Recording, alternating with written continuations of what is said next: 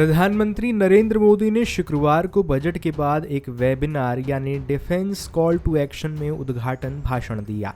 PM Modi ने इस भाषण में कहा कि बीते कुछ वर्षों से भारत अपने रक्षा क्षेत्र में जिस आत्मनिर्भरता पर बल दे रहा है, उसका कमिटमेंट आपको इस वर्ष के बजट में भी दिखेगा।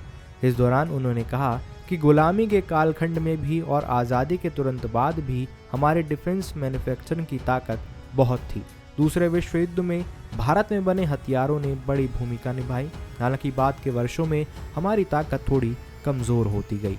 प्रधानमंत्री नरेंद्र मोदी ने इस संबोधन में आगे यह भी कहा कि इस साल के बजट में देश के भीतर ही रिसर्च, डिज़ाइन और डेवलपमेंट से लेकर मैन्युफैक्चरिंग तक का एक वाइब्रेंट इकोसिस्टम विकसित करने का ब्लूप्रिंट है।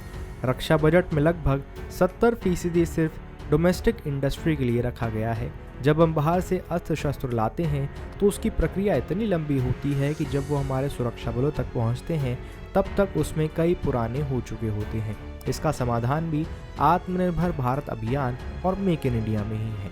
आज हमारी फौज के पास भारत में बने साजो सामान होते हैं तो उनका आत्मविश्वास, उनका गर्व भी नई ऊंचाइयों पर पहुंच जाता है। इसमें हमें सीमा पर डटे जवानों की भावनाओं को भी समझना चाहिए। भारत में बनी चीज़ों को लेकर सैनिकों में एक अलग स्वाभिमान होता है, जो कि बहुत अच्छी बात होती है। ऐसी ही तमाम बड़ी खबरों से जुड़े रहने के लिए बने रहिए पंजाबकेसरी.com के साथ।